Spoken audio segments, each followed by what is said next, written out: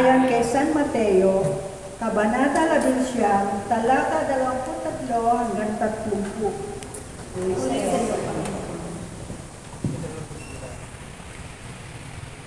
Sinabi ni Jesus sa kanyang mga alagad, "Tandaan ninyo, napakahirap sa isang mayaman ang makapasok sa kaharian ng langit.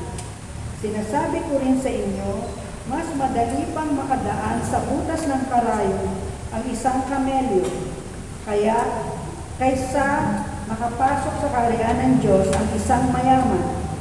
Lubhang nagtaka ang mga alagad sa kanilang narinig, kaya nagtanong sila, "Kung gayon, sino po ang maliligtas?"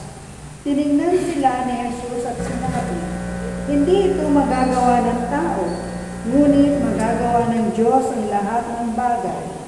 Nagsalita naman si Pedro, "Tingnan po ninyo, iniwan namin ang lahat at kami sumunod sa inyo. Ano po naman ang para sa amin?" Sinabi sa kanila ni Jesus, "Tandaan ninyo, kapag naghahari na ang anak ng tao sa kanyang trono ng kaluwalhatian sa bagong daigdig, kayong sumunod sa akin ay pupudin sa 12 trono upang mamuno sa 12 lipi ng Israel.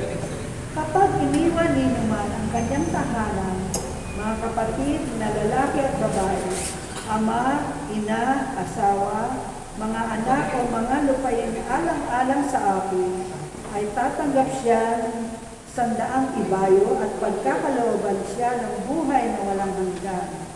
Ngunit maraming mauna na magiging huli at maraming nahuhuli na mauuna."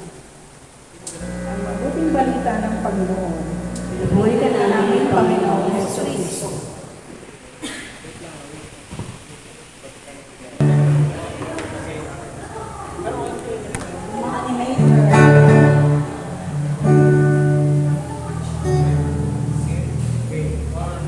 I have the Spirit in my hands.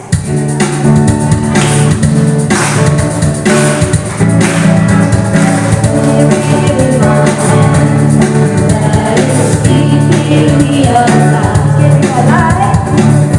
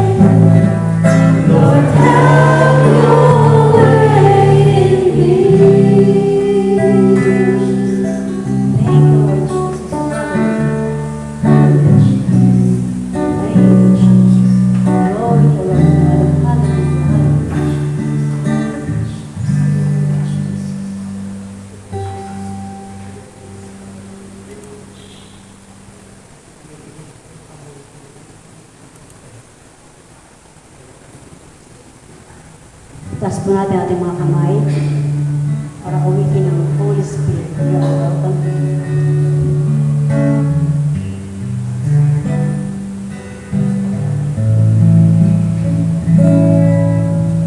Holy Spirit, you are welcome here.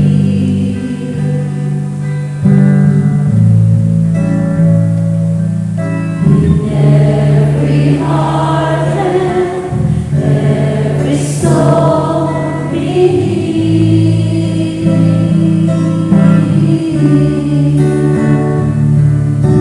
Moving power, flooding grace, have your way in this place. Holy Spirit, you are welcome here.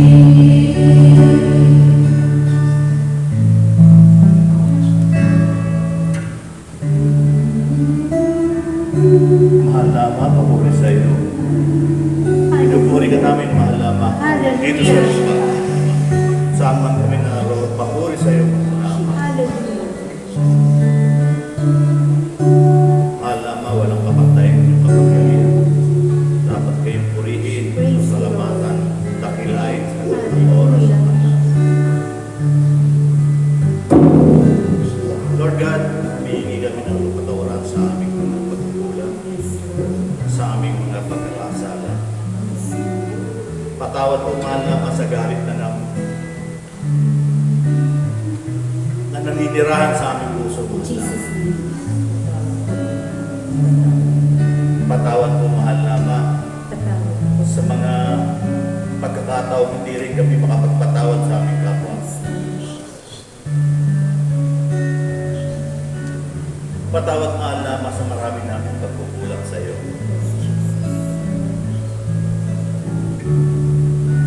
Lord God,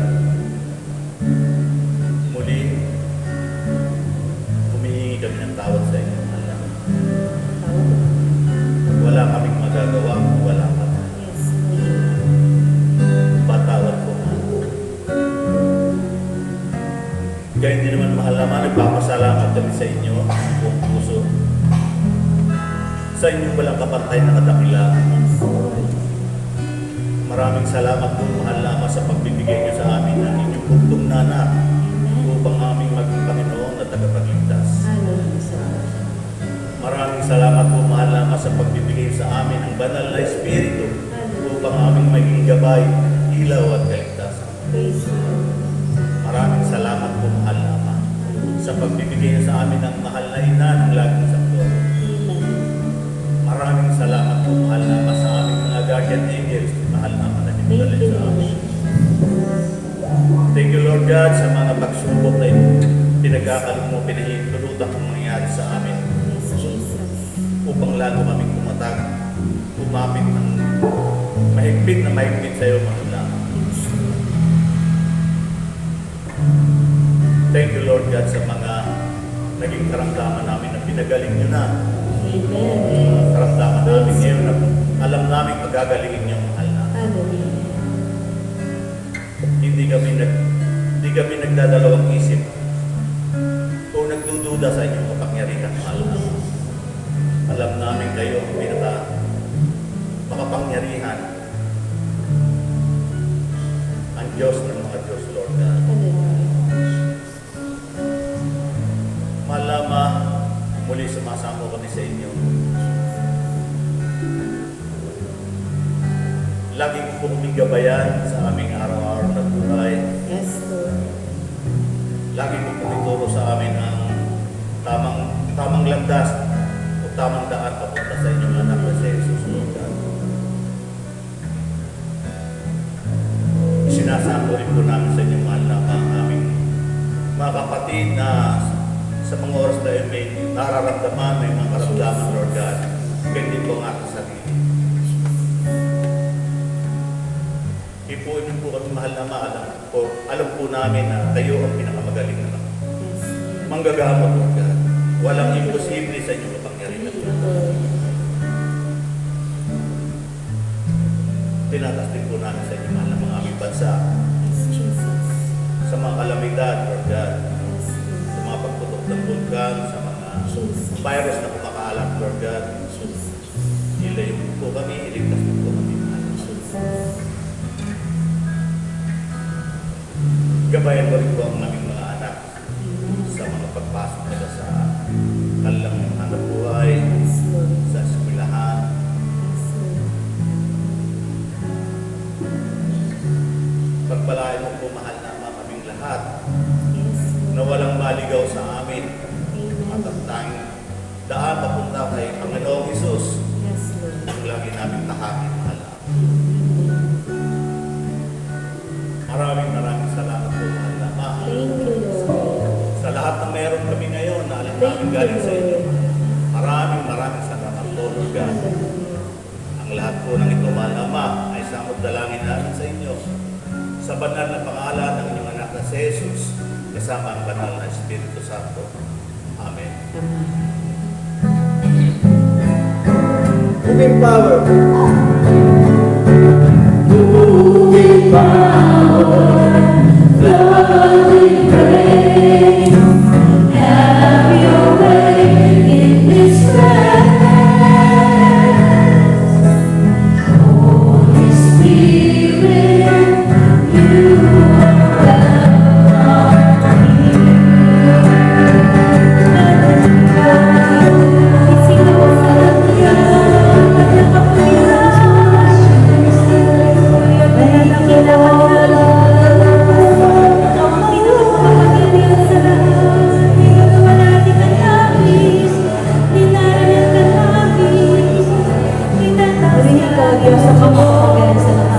Luwalhati ang dakilang pangalan ni Jesus na aming Diyos, na aming tagapagligtas, napakabuti na Panginoon.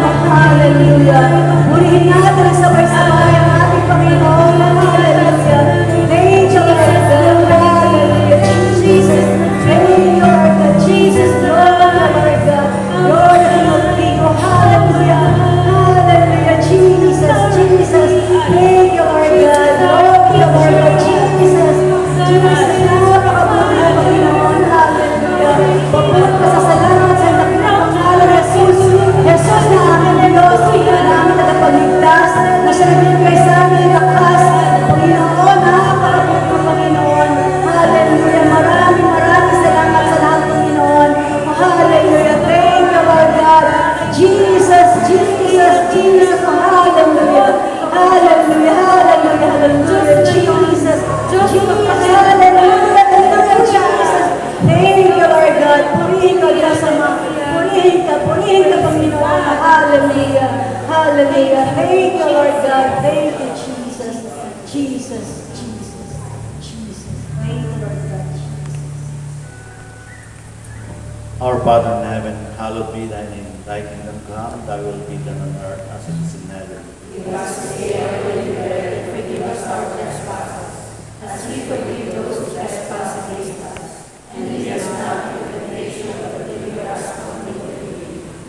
Hail Mary, full of grace, the Lord is with you. Blessed art thou among women, and blessed is the fruit of thy womb, Jesus.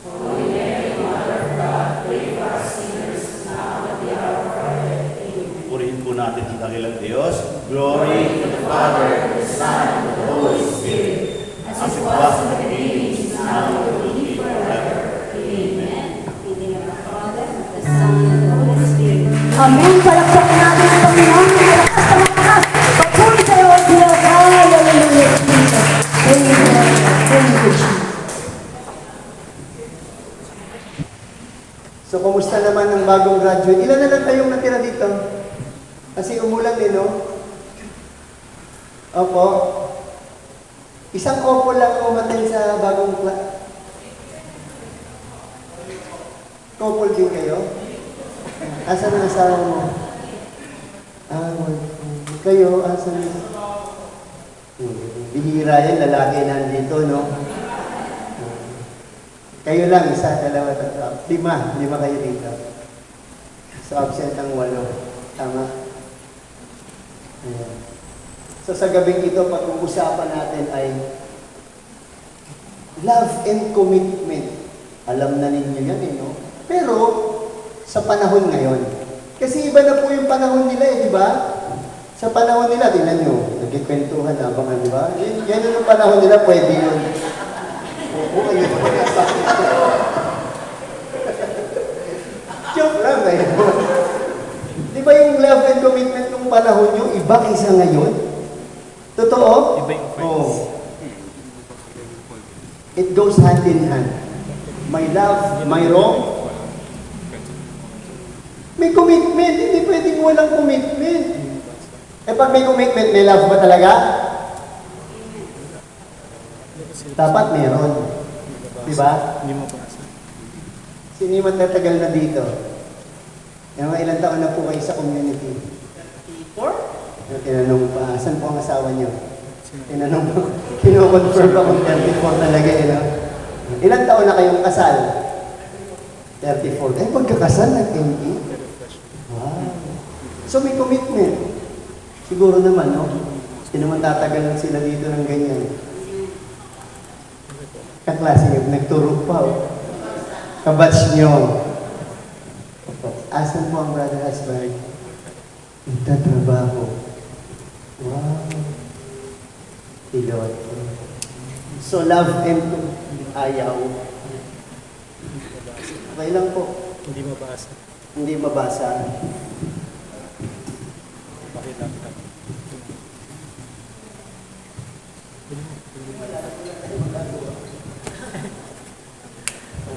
Ako eh. Sige po. Salamin po naman yan. So, love and commitment in a changing world. Nagbabago na po ang panahon. Amen? Noong panahon ninyo, ibang-iba. Tama? Iba naman talaga. Sabi nga sa 1 Corinthians chapter 16, verse 14. Let all you do be done in love. Lahat ng gagawin natin dapat may kalakip na pagmamahal. Kung hindi, mapapagod tayo. Amen. Sino mo yung full-time nanay? Taas ang kamay. Yung full-time na nanay. Ayan. Yung mga full-time nanay, ayan na pala. Pinasa din. Lahat ng ginagawa ng mayan may kasamang pagmamahal. Yung mga nanay na walang pagmamahal sa ginagawa nila, reklamador. Tingnan niyo yung katabi niyo. Sabi niyo, asawa niyo, tingnan niyo. Tanungin mo, reklamador ka ba? Tanong.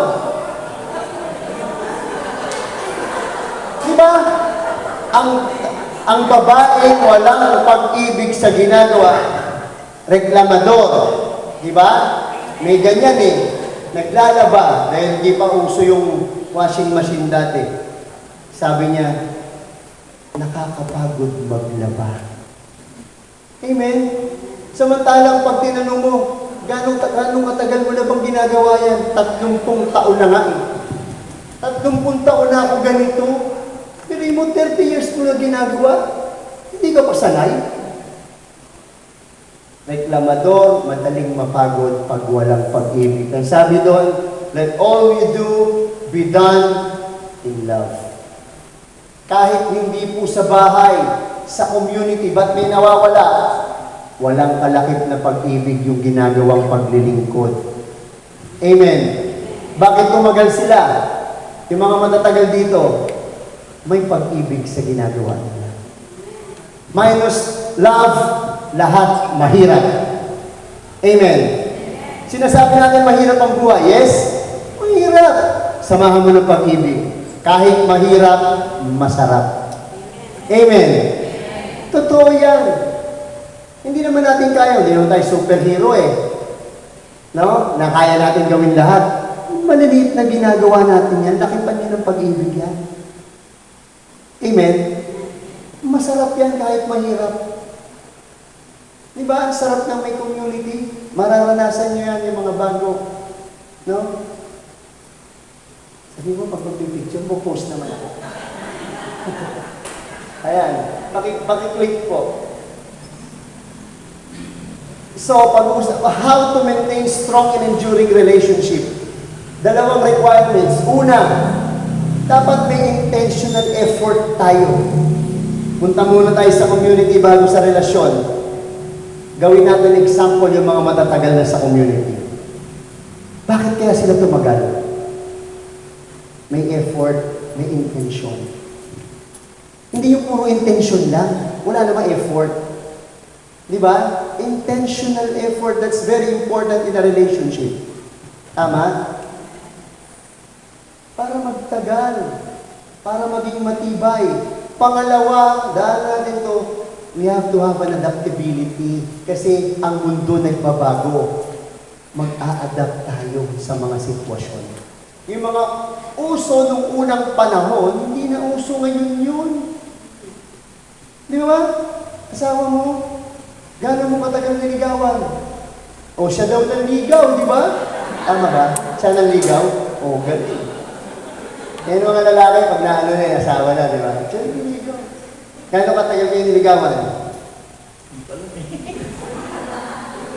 Gano'n katagal kayo nanligaw? Isang buwan? Talaga?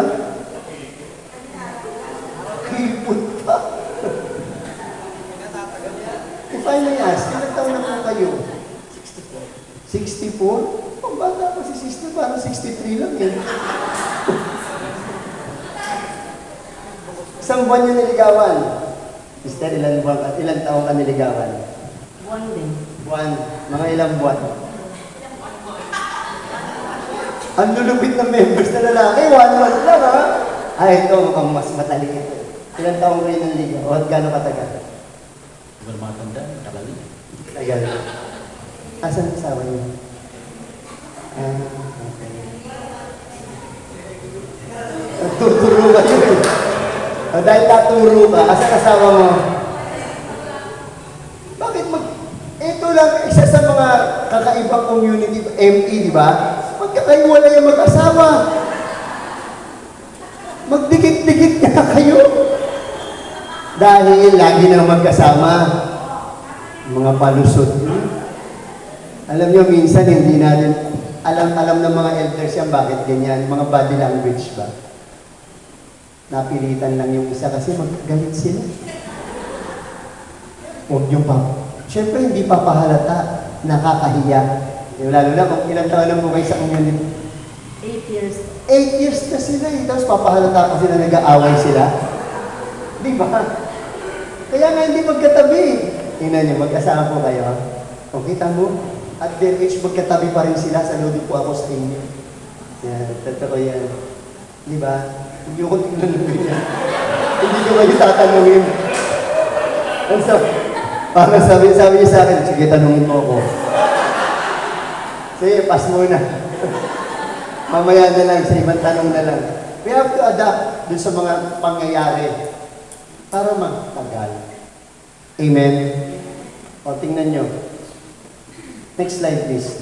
Ito yung ingredients of nurturing love, love and commitment in the changing world. First ingredient. Dali, huwag muna po. Dapat mayroong open and honest communication na pag-aralan nyo sa ME yan. Sariwa pa yan. Amen? Dapat nagda-dialogue. Amen? May papakita akong video sa inyo, maikli lang to. Kayo magtutuloy ng nangyari. Pakiclick ng isa, brother. Ayan, huwag natama na dyan.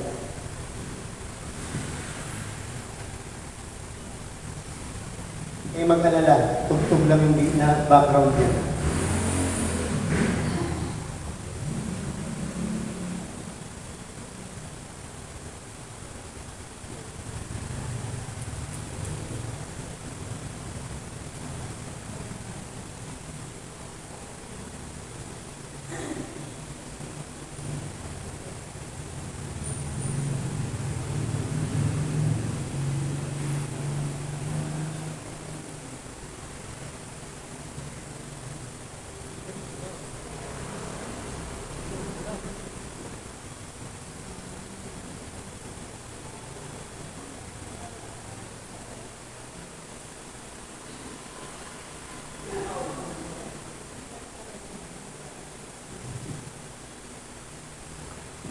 Anong nangyari? Anong kasunod na pangyayari? Ano? Mag-aaway. Mag-aaway. Sa'yo nangyari yun, nalaglag yung telepono mo, nag-google siya, anong gagawin mo? Kung panasa ko yung phone, Oh boy. Hindi magagalit? hindi. Yeah, sabi niya, mayos ka, mayos ka. Sa inyo po, ayan, magandang tanong lang yan. Nangyari sa inyo yung sitwasyon na yun, anong gagawin niyo? Mahirapan din.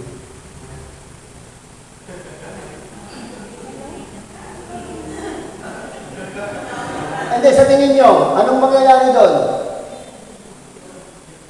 Nahulog yung cellphone eh. Anong kasunod na eksena? Away? Oo daw. Kayo po, para sa inyo, anong mangyayari sa susunod? Away! Ikaw, away? Mag-uusap. Kayo po, Magagalit. sino? Kayo. Karamihan sa atin, ang ending nun, ano? Mag-aaway. Amen? Lalo na kung mamahalin yung cellphone mo. Totoo yan? Away, di ba? Mamaya malalaman niyo yung mangyayari doon. Take mo, brother. In fostering open and honest communication, dapat meron tayong oras yung tunay na pakikinig sa partner natin. Yung tunay, hindi ka tulad doon, nakita nyo ba? Nagpapakita ng damit. Diba? Nangyayari sa mag-asawa ngayon, di ba? Sa panahon ngayon, ang nangyayari, nagsasalita yung isa, nagsiselfone yung isa. Mag-video kabataang couple, ang diskarte naman, nagsasalita yung babae, naglalaro yung lalaki. Di ba? Hindi ko sinasabing kayo, ha? Maraming kabataang couples ganyan. Nag-aaway sa laro. Iba na pinag-aawayan ng mga couple ngayon eh. Sabi sa inyo, nagbabago na ang panahon. Amen. Dapat meron tayong oras makinig sa partner natin. Kung hindi tayo makikinig, pagkakagulo. Lalo na pagka nagdadadakdak yung babae. Tama? Naalala ko yung kwento. Pumunta yung babae sa doktor, sabi niya ganyan, Dok, yung asawa ko po, laging galit. Ano po bang gagawin ko para para maayos? Mukha isang basong tubig. Magmumug ka. Ha? Pag nagagalit ang asawa mo, magmumug ka. Anong gagawin? Magmumug ka lang. So ginawa niya. Sa tuwing magagalit ang mister niya, nagmumug lang siya. Effective! Simula nung nagmumumog siya pag nagagalit ang asawa niya, hindi na nagagalit. Bumalik siya dun sa doktor. Dok, ang galing ng pinagawa niyo sa akin. O ano nangyari? Hindi na po siya nagagalit pag ako'y nagmumumog habang galit siya. Bakit po kaya? Kasi bungangera ka. Habang nagmumumog ka, hindi ka nagbubunganga, titigil din siya. Amen? Sabi mo din sa asawa mo ngayon, pwedeng gano'n ang gawin mo sa akin. Sabihin mo. Sabihin mo. Amen? Kung hindi tayo makikinig, magulo. Di ba sa dialogue natin, pag nagda-dialogue tayo, dapat yung isa nakikinig habang yung isa nagsasalita. That's number one, listening. Nagdi-deepening na ba sila? Hindi pa? Kung sa deepening nyo, maano niya, pagka nagda-dialogue kayo, matatakel niya yan. Number two, express your feelings openly. Kaya yung mga couples, pinagsusulat for a start, di ba? Pinagsusulat kayo, kasi hindi nyo pa ma-express yung sarili nyo. Lalo na mga bagong mag-asawa pala. Tama? Nagsusulatan pa ba kayo? Ha? Nung June lang kayo gumadik, di ba? Ay, hindi kayo kasama doon, kayo. Ay, kayo hindi na. Hindi na nagsusulat. Pero nag-uusap na kayo. Talaga. Ano yung pinag-uusapan niyo? Problema. Sino yung bagong graduate kayo? Nagsusulatan? Nung nasa MA, pagka uwi, practicein niyo yun. Ayaw niya. Ganon. Eh di mag-usap na lang kayo. Kayo, nagsusulatan? Kayo, hindi rin? Hindi. Eh ito, malamang magsusulatan kasi nasa Amerika asawa eh. Ha? Sulat din po yun. Tama. Talaga, di ba? Nag-iiba na ang panahon, tingnan nyo. Love and commitment in this changing world, kasama yon. Wala nang sulatan. Sabi nga ni brother, tawagan na. Kaya nga yung mga couples na hiwalay ngayon, ang asawa nasa abroad, wala nang problema eh. Hindi katulad nung 70s, di ba? Voice tape pa. Bago dumating sa Pilipinas yung voice tape, isang buwan. Isa't kalahating buwan. Tapos, papadala naman ng babae pabalik sa ibang bansa, di ba? Sana kung Asia lang, kung Amerika, mas matagal. Ngayon, messenger na daw. Express your feelings openly. Pag galit, sabihin. Pero, yung natutunan natin sa ME gamitin, walang bakit, uunahin ang damdamin.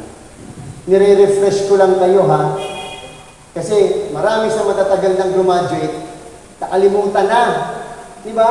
Kaya ngayon, nasa ME pero pag nag-usap, parang hindi nag-ME. Di ba? Umuwi ng medyo ganun yung asawa. Bakit ka na naman uminom? Di ba? Ano ba dapat sabihin ng babae pag uminom ng asawa? Ito, umiinom ka ba? Pag uminom, kasi umuwi. Ano sabihin mo sa kanya? Sample. Magkasama po ako sa inuman. And that's better, di ba? Ganito ang salita niya. Ikaw naman, sama ng tingin mo doon sa isang babae sa ilumang kanina eh. Imbis na sa akin ka lang eh, di ba? Ganitong couple na to, di ba? Kasi sabi niya, if you cannot beat them, join them. If you can beat him, join him. Simula't simula, nag-iinom mag-isama kayo.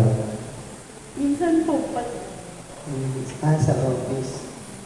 Pakamasok ba kayo niya? Sa office ba kayo iinom? Mali pala yung tinanong ko. Pareho palang tumador.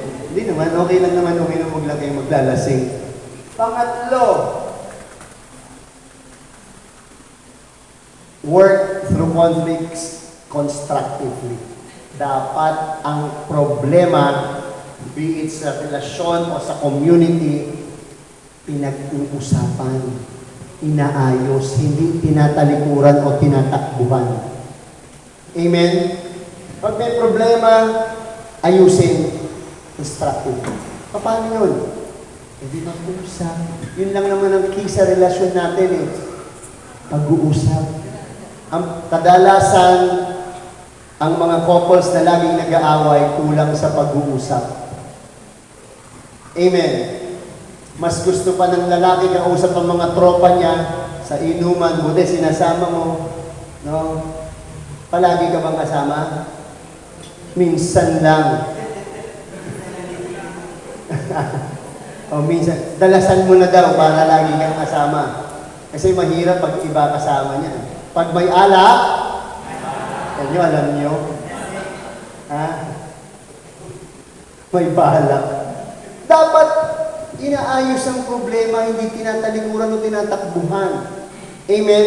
Be it sa community, pag-usapan. Amen?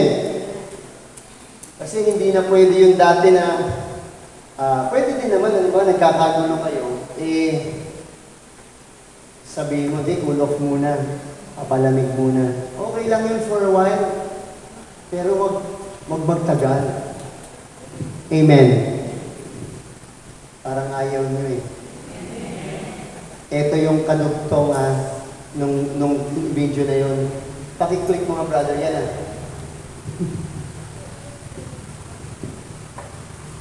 Inulit lang, para makita niyo yung ending.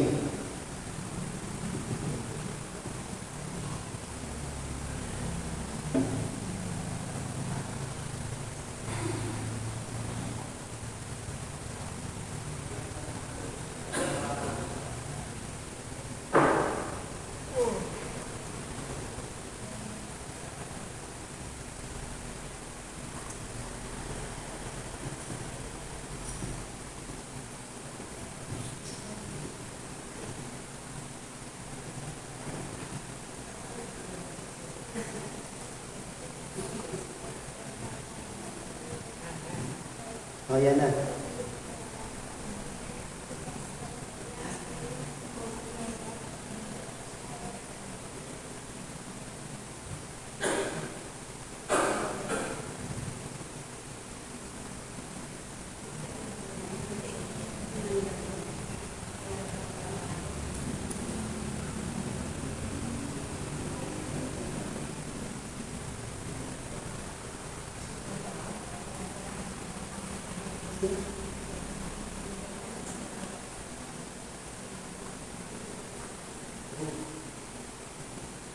O, alam niyo na kasunod nun. O, alam niyo na, nakangiti kayo lahat eh. Siyempre, alam niyo na kasunod. Hindi na natin sabihin, may mga bata eh. Di ba? Alam niyo na pupuntahan mo pagkatapos maghugas. Alam niyo natin yun. Gano'n naman talaga, di ba, ang sama na naisip natin, away kagad eh. Makinig muna, mag-uusap. Di ba? Tama yung nagsabi dito, mag-uusap. Tama. Kasi nagbabago na, hindi na pwedeng, actually, ang swerte na, nandito na kayo. Ang gulo. Diba? Makikita niyo yung mga pamilya na nagkakagulo. Makikita niyo sa Rapid Tulfo in action, mga pamilya pinagkakaperahan. Tama. Kaya kayo mga mag-asawa, ha? Lalo na yung mga bago. Huwag kayo magpapatulfo. Diyos ko. Habang buhay, usapang kayo sa buong mundo. At paano kung nagkaayos kayo? Mapapabura niyo ba yun? Diba hindi? Hindi nyo mapapabura yun. Mag-usap kayo. Andiyan ang mga elders. Diyan kayo kumonsulta. Next. Ang sabi dyan, ito naaral natin sa ME. Empathy. Linangin natin yun, yung sa sarili natin, ilalagay natin sa partner natin. Huwag na tayong mga lalaki, huwag tayong mayabang. Kadalasan ganyan mga lalaki, di ba? Ako lalaki eh. Ako masusunod. Wow. Talaga ba? Click mo, brother. Di ba? Hindi naman kinakailangan. Minsan may mga pagkakataon na hindi naman lahat ng bagay magka-agree ang mag-asawa. And that doesn't mean na hindi kayo compatible. Di ba? Talaga may mga views eh. Tingnan mo, pagdating ng election, may mga mag-asawa nag-aaway. Kasi ganito siya, yung lalaki ganito. Normal lang yun. Di ba? Pero, ang importante, matuto tayo respetuhin ng isa't isa. Respetuhin natin yung views ng bawat isa. Ang mga lalaki wag na magyabang na dapat tayo nasusunod. Laos na yun. Amen? Ulit, tayong mga lalaki wag magyabang na tayo lang ang masusunod. Ha? Okay ba yun? Para nga sumunod ng mga lalaki.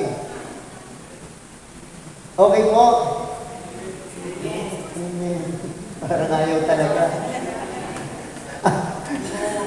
Asan po asawa niyo? Wala na. Parang masaya pa kayo. Huwag naman mo gano'n. Sabi mo. Kaya wala ka ng no? Wala ka ng. So, ito yung pangatlo. Adaptability. Flexibility and adaptability. Bakit? We have to adapt ngayong panahon na to. Tingnan nyo, click mo nga brother. Ang norms dati, lalaki nagtatrabaho, babae sa? Yan dati. Amen? Pansinin nyo ngayon, marami pa ang babae nagtatrabaho at ang lalaki, husband. Di ba? Mga husband na lalaki ngayon. Hindi ko sinasabing gano'n na. Yung iba naman, parehong nagtatrabaho. Amen? Alam nyo, gawin nyo lang, lalo na yung mga bago, bibigyan ko kayo ng technique para hindi kayo awayin ng asawa nyo. Kami po mag-asawa ay next year, 30 years na po kaming kasal. Natutunan ko po after ko mag-MD na hindi na niya ako awayin. Gusto niyo yung mga lalaki na hindi na kayo awayin ng misis niyo? Ha? Parang ayaw mo. Gusto mo ba inaaway ka niya? Gusto niya? Umuo ka daw. Umuo ka daw. Ayan. Ibigyan ko yun ng technique o tip. Mga lalaki, mga brothers, makinig kayo. Lahat ng gusto ng asawa nyo, kontrahin nyo. Okay? Asan misis mo? Ang sama ng tingin sa akin eh. Ulit. Tuwan-tuwa yung mga lalaki, oh. Lahat ng gusto ng asawa nyo, kontrahin nyo. Huwag kang magkamot. Totoo yan. Lahat nga ng gusto ang kontrahin nyo. Ganun po ang ginawa ko. Sa 30 years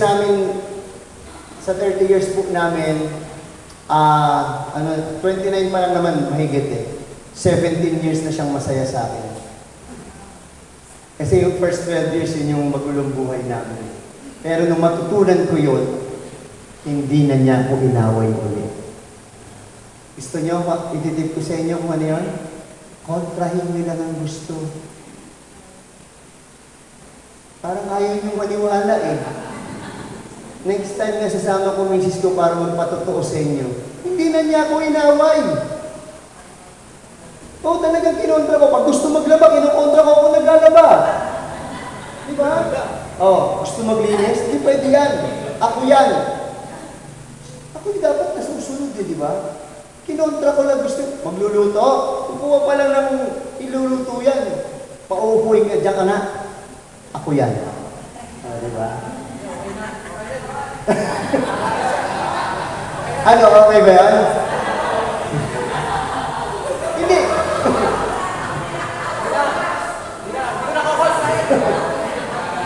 Pag ginawa nyo yan, pag ginawa nyo yan, at inaway pa kayo, pa-check up nyo misis nyo. May toyo na yan. Hindi na yan, ano na yun. Kidding aside, yung adaptability natin sa change. Kasi ang mga babae po, hindi naman katulong yan. Eh ano kung nagtatrabaho ka? Hindi katulong yan. I-compliment natin ang isa't isa. Amen? Hindi niya role yan. Wala na pong roles ngayon na ito babae, ito lalaki. Yung nasa libro ng mga bata, ang ama ang haligi ng tahanan. Di ba? Ang ina ang speaker. Speaker.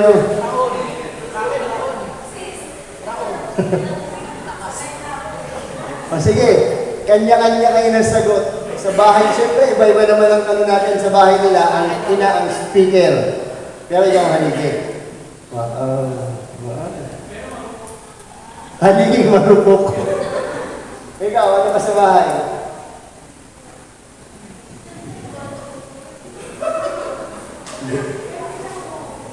Kaya hindi siya kumukontra sa inyo, no? Ayan. Pabor ba kayo doon? Para maganda ang relasyon, mag-compliment po yung mga pagkukulang ng isa punuan. Amen? Kasi minsan sub-sub ng babae sa trabaho, hindi natin namamalayan. Katulad ng kwento, yung lalaki pag umuwi, babae, pagkagising sa umaga, mag-aayos ng bata. Di ba? Pagkatapos mag-ayos ng bata, ayusin, almusal yan. Pag alis na lahat ng bata, umalis ang asawa, anong gagawin? Magliligpit, mag-aayos, maglalaba, maglilinis. Pag tanghalian may uuwi, kailangan may pagkain. Amen. Pagdating ng hapon, may uuwi ulit, may pagkain yan. Dapat magluluto para sa hapunan. Pagdating sa gabi, dadating ang asawa. Pag-aahin uli, sasabayan pa, kakain. Ang malupit pa doon, pagod na pagod pa, kakalabitin pa ng mister sa gabi. Di ba? Ngayon ang misis, dahil obligasyon, di ba? Maraming ganyang lalaki, obligasyon mo ako. No. Issue ngayon sa Senado, di ba, kay Robin Padilla, yung marital rape, obligasyon daw kasi no. O ngayon, ang sabi ng lalaki, Lord, hindi namamalayan ng misis ko kung gano'ng hirap ko sa trabaho. Hindi niya na-appreciate yung hirap ko. Minsan dumarating ako, walang pagkain. Hindi nalalaman ng lalaki yung hirap ng babae. Trabaho lang ng trabaho. Amen? So ginawa niya, humaling siya kay Lord. Lord, kahit isang araw, magpalit nga kami nito nang malaman niya hirap ko. Aba, pagising niya, babae na siya. Parang siya na yung babae. Naghanda, kung ano yung sinabi ko kanina, ginawa niya yun. Dumating yung misis niya, galing sa trabaho. Pinakain niya, at nung gabi kinalabit siya. May nangyari sa kanya. Nung matutulog na siya, Lord, ang hirap pala ng role ng asawa ko. Sorry, hindi ko nakita. At magsisorry din ako sa kanya. Kaya Lord, ibalik mo na kami ulit, aayusin ko na buhay ko. Aalagaan ko ng asawa ko, sabi ng lalaki. Narinig niya si Lord, nagsalita sa kanya. Mga kapatid, kwento lang to ha. Hindi talaga natin maririnig. Baka mamaya isipin niyo magsasalita si Lord eh. Kwento lang po ito. In case lang, kung nagdadasal kayo, may narinig kayong boses galing sa Diyos, magpa-check up din kayo. Ha? Malamang may tama din kayo, nakakarinig kayo ng mga bagay-bagay. Narinig niya si Lord. Anak, hindi pwede. Hindi, Lord, natuto na ako, Lord, natuto na ako, okay na. Babaguhin ko na buhay. Hindi pwede. May nabuusan nangyari sa inyo. 9 months ka pang ganyan. Hanggang sa kapanganak ka. Maranasan mo rin yung panganganak. Ang sinasabi ko po dito, dapat mag-adapt tayo sa mga sitwasyon ng buhay ngayon. Amen? Kasi iba na, di ba? Iba na yung galawan natin eh. Kadalasan, pati mga mag-asawa, kahit may edad na, nakatutok na rin yan sa internet eh. Amen? Kasi taas ang kamay ng may Facebook account. Di ba lahat kayo may Facebook account?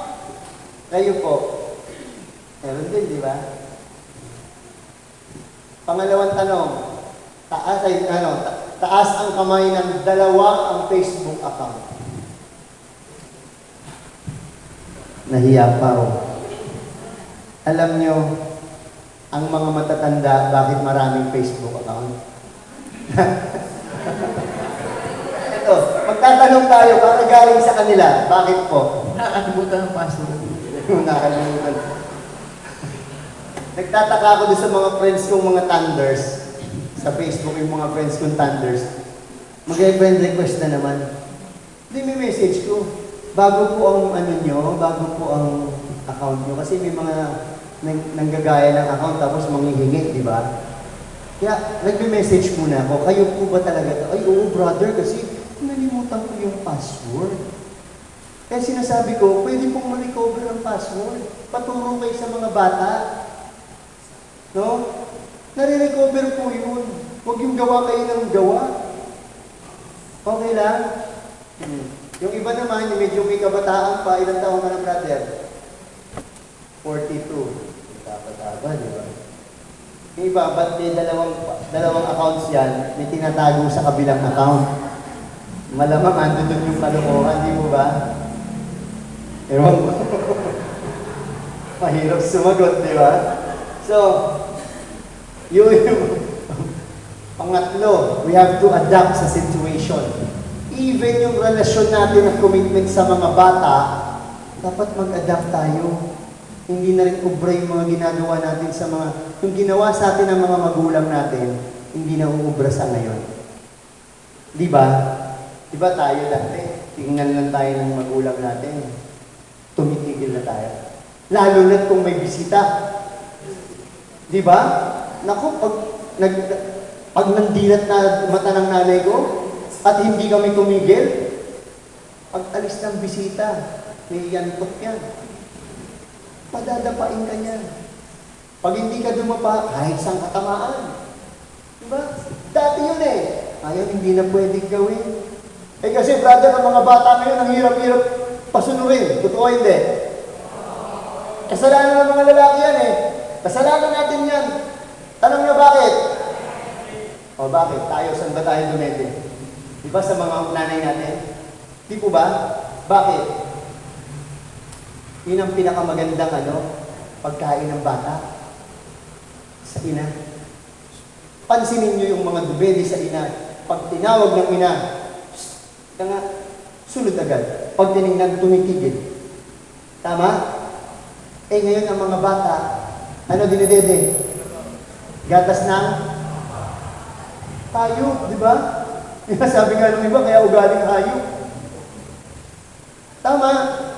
Kasalanan ba ng bata yan? Hindi, kasalanan ng mga magulang na lalaki. Inauna pa sila sa bata eh.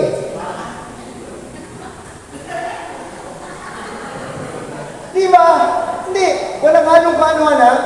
Pansinin nyo. Dahil yung lalaki ang kumonsumo ng gatas, pag tinawag ng babae, ng asawa, sunod agad eh, di ba?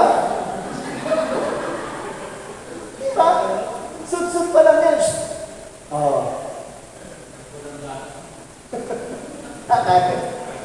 Kahit talaga gatas sunod. Iba yung brother. Tama na yun, huwag nang ganun. Okay? Magagawa natin yan kung mag-a-adjust tayo sa ating mga sarili. Tandaan natin, iba na po ang panahon ngayon. Kung ang mga kabataan, mapapansin nyo, tayong mga magulang, huwag na natin pakialaman ang mga desisyon ng mga bata when it comes. Sige, simulan natin sa ganitong edad. Ilang taon na po yan? Hindi po yung bata. 24 na. Yung naman. Ilang taon ka na? 10. Pag simula, mababa pa sa 10 at umabot ng 12, tayong mga magulang makinig kahit yung mga may edad na. Kasi kadalasan, yung mga may edad sablay din eh. Yung mga ganyang edad, ang role nating mga magulang, controller. Sabi nyo nga, controller. Kontrolin natin sila habang maliliit pa. Di ba?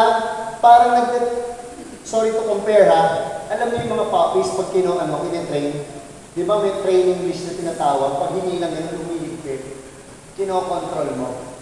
Para kada command mo, susunod siya. Pag minamay, stay, ilay mo. Once na narinig niya uli yun, stay na siya kasi magsasaktan siya. Same sa mga bata. Dapat suhitohin natin yan. Iko-control natin hanggang 12 years old. Teenagers hanggang walang asawa. Anong role natin mga magulang? Coach. Sabihin niyo, coach. Coach na lang tayo. Magbibigay tayong pointers. Pag nasa playing field na sila, wala tayong pakialam. Manonood lang tayo. Saan kayo nakakita ang basketball game or volleyball game or any ball game na ang coach pumasok doon, nakipaglaro? Di ba wala? Playing coach. Hindi. Yung normal na coach. Di ba? Walang pumapasok sa playing field para makialam. Magta-time out ka. Magbigay ka ulit instruction. Ganun ang gagawin natin sa teenagers hanggang sa walang asawa. Coach na lang po tayo. Adaptability. Dapat din flexible tayo, di ba? And lastly, yung third role natin, pag may asawa na, ayan, wala na tayong pakialam. Ang role natin, another C, consultant. Sabi niyo, consultant. Consultant na lang po tayo. Huwag tayong magkikialam hanggang hindi tayo kinukonsulta. Amen? Kadalasan, nagkakagulo ang mga anak nating may asawa kasi nakikialam tayo. Amen. 1996, 1 year pa lang kaming mag-asawa ng misis ko. Tumawag sa, nahuli niya ako dahil drug addict ako dati, nahuli niya akong nagda-drugs. Tinawagan ng tatay, gusto ko na makipaghiwalay dito sa asawa ko. Ang tatay niya, dating Police Maynila, nakapatay na kulong ngayon, abogado na ng time na yun. Dumating ang biyanan ko, kinausap ang nanay, madre, sabi niya, may problema mga anak natin. Tinakbahan ako, siyempre. Abogado, kaya kami. Sabi niya ganyan sa nanay ko, wala tayong pakialam sa kanila. Hayaan natin sila. Tulungan lang natin ang kinakailangan. Huwag tayong makialam. That was 1996, gusto nang makipaghiwalay ng misis ko sa akin. Hanggang sa makapag-ME kami ng 2007. See? Hindi nakialam ang matatanda. Sinold namin mag-asawa. Magda 30 years na kami next year. Amen? Coach, controller, coach, and consultant. Tandaan natin ha, lalo na yung mga anak na may asawa, consultant na lang po tayo. No? At sino pa ba may mamagyanan dito? Taas ang kamay. Na parang malungkot ka. Hindi. Mahal ka ba ng biyanan mo? Ha? Super. Super? Feeling. Feelingero din to. Mahal siya ng magulang mo? Hindi totoo yun. Ang totoo, siya ang mahal. Kasi mahal siya, tinanggap ka.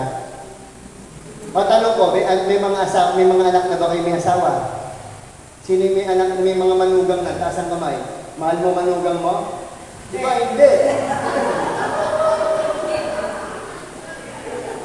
Hindi, siyempre, ang mahal niya, anak niya. Di ba?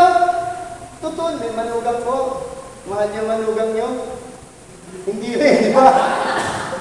Ay, ang katotohanan, tinatanggap niyo lang hanggang sa matutunan niyo ng mahalin.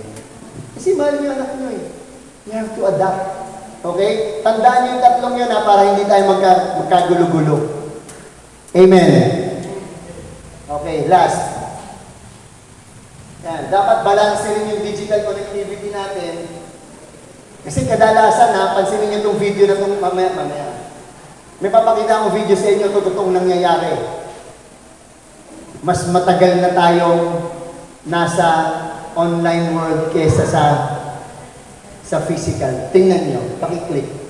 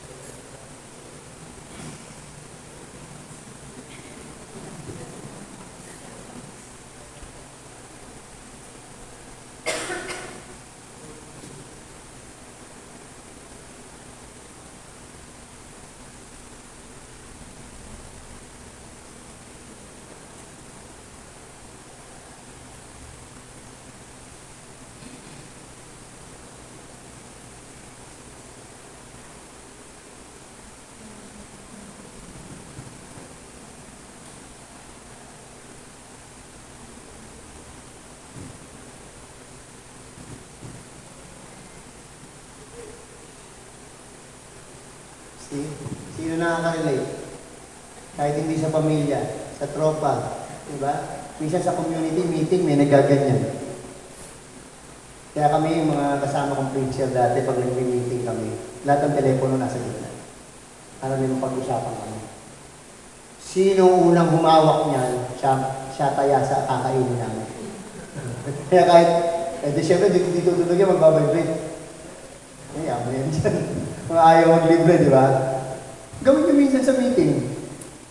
Kasi totoo, di ba nakaka-bad trip naman? Kaya mga anak ko ganyan, pagka naglalaro, ay hindi makakausap. Tatlo po ang anak ko. Yung isa nakahiwalay na sa akin, yung pangalawa. Dati, nasa Tagaytay ako, tumawag ako dun sa bahay, sa panganay ko. Abay, sumigaw. Pa, bakit? Uy, teka, ba't ganyan ka sumagot sa akin? Anong meron? Naglalaro ako eh. Yung pala, pag naglalaro at tinawagan mo, nadi-disconnect. Tatalo. Yung ML. Eh, di nalaman ko, gano'n. Sa tuwing makikita ko mag-ML sila, tatamagan ko. Para makuha ko yung attention nila, hindi pala pwede yun. Diba? Kasi, matatalino yung mga bata, kahit gawin nyo sa mga anak nyo, gagawa ng paraan. I-block kayo. Blinak ako sa messenger, blinak ang cellphone ko. Kaya akala nila, wala akong paraan. Eh, linya ko po yan, yan ang inaral ko, computer science eh. Eh, meron akong program, yung Wi-Fi kill. Pinapatay ko ngayon yung Wi-Fi, magtuturoan ngayon sila. Sino nagpatay ng Wi-Fi? Sino mo? Diba? Hanggang sa nasa SM kami, ni-reveal ko yung sikreto. Anak, tingnan mo lahat ng mga nag-cellphone, nasa food court kami. Mawawala yun, magre-reklamo lahat siya. Bakit pa? In-activate ko. Pinatay ko yung Wi-Fi ng SM. Uy, gano'n sila. Na-disconnect ako, na-disconnect. Kayo naman pala nagpapatay ng Wi-Fi sa bahay. Gusto ko lang kasi, pag makain tayo, doon na lang tayo nagkakausap-usap, may sarili-sarili na kayong buhay. Isang hanggang nandito kayo sa bahay, magkwentuhan tayo. Kaya dapat balanse ko. Yung digital connectivity, maganda po yan. Magandang mag-reach digitally, di ba? Kasi ma-reach mo buong mundo. Pero gawin natin balanse. Lagay natin sa tamang perspektibo lahat. Diba? Lagyan natin ng oras. Ito, oras ko ito para sa Facebook ko. Ito, oras ko ito para sa pamilya ko, sa community ko. At saka sa community, pag kaya nagkikwentuhan kayo, dapat yung cellphone. Kasi maikli lang po buhay natin. Baka mamaya yung ganun ng ganun, hindi na makausap ulit susunod. Amen? Nakukuha, ito yung last. Kinakailangan, you have to love yourself. Amen. We have to love ourselves. Kasi hindi pwede natin ibigay yan kung hindi natin samahan ang sarili natin. We cannot give what we do not have. Amen. Dapat, hindi ko sinasabi na unahin ang sarili. Siyempre, sinasabi natin, unahin si Lord. Yes, magagalit si Lord sa atin pag hindi natin mahal ang sarili natin. Kaya nga yung commandment nung sinamarize niya eh. Ano sabi? Love God, tapos love thy neighbor as yourself. Dapat mahal mo rin ang sarili mo kung paano mo minamahal ang sarili mo. Ganun ang pagtrato sa iyo. Amen? Nakuha nyo? Dapat meron, unang-una dapat nakikinig tayo. Dapat marunong tayo mag-adapt sa sitwasyon. Amen. Hindi lang po sa pamilya yan, ha? We can also apply it sa community. Pag may problema, hinaharap. Kung may problema ka sa isang member at hindi mo makausap, tumawag ng elder, iharap. Huwag sabihin sa iba. Kasi delikado. Pag nagsabi ka na at sinabi niya na sa iba, chismis na yon. Kasi hindi first hand ang information. Amen. Amen? Pwede ba tayo magdasal bago tayo matapos? Upo na lang po kayo at tayo pumikit habang iniisip natin kung yung ating relasyon sa ating pamilya at sa ating community. Simulan natin ang panalangin sa ngalan ng Ama at ng Anak ng Espiritu Santo. Amen. Ama namin mapagmahal. Maraming salamat po sa gabing ito. At kami binagbigyan nyo maka-attend sa prayer gathering at makapakinig ng inyong mensahe about love and commitment sa panahon ngayon. Lord, maraming salamat po sa information na natanggap namin sa mga na maia-apply namin sa aming mga relasyon, sa aming mga asawa, sa pamilya, at sa community. Nawa, tulungan niyo po kami upang ito ay maisabuhay namin. Alam namin hindi naman po agad-agad na madaling i-apply ito sa buhay namin. Pero sa guidance ng Holy Spirit, ito po ay magagawa namin. Lord, ganoon din po, hinihiling ko, anuman ang mga itin at saloobin ng mga kapatid na narito, ay hinihiling ko, ligawan niyo po ito sa kanila kung ito'y nararapat sa tamang oras. At sa kanilang pag-uwi, Lord, gabayan niyo po sila at nawa ang kanilang mga inuwan sa buhay, na nahal sa buhay at nila ng maayos. Ang lahat ng ito, O Diyos, ay dinadalangin namin na pagtitiwala at pasasalamat sa pangalan ng iyong anak na si Jesus at sa tulong ng dasal ng Inang Maria. Amen. Sa ngalan ng Ama, ng Anak, ng Espiritu Santo. Amen. Magandang gabi po. Maraming salamat.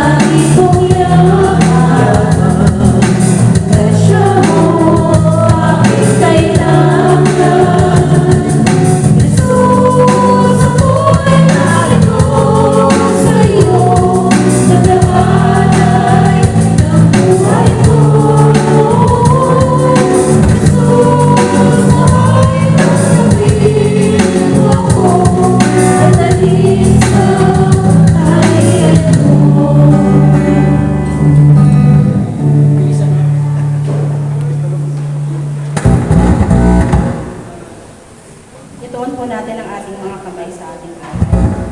Panginoon, muli kami po ay nagpapasalamat sa gabing ito na kami po ay nakapakinig ng inyong mabuting balita, Panginoon.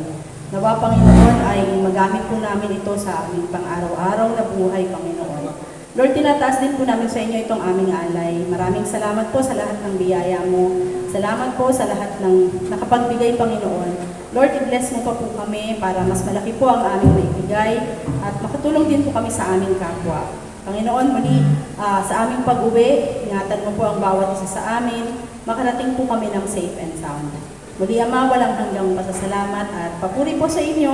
Ito po ang aming samot dalangin sa matamis na pangalan ng iyong anak na si Jesus na aming Panginoon at tagapagligtas. Amen. Let's glorify our Lord. Glory to the Father, to the Son, and to the Holy Spirit, as it was in the beginning, now and will be forever. Amen. In the name of the Father, the Son, the Holy Spirit. Amen.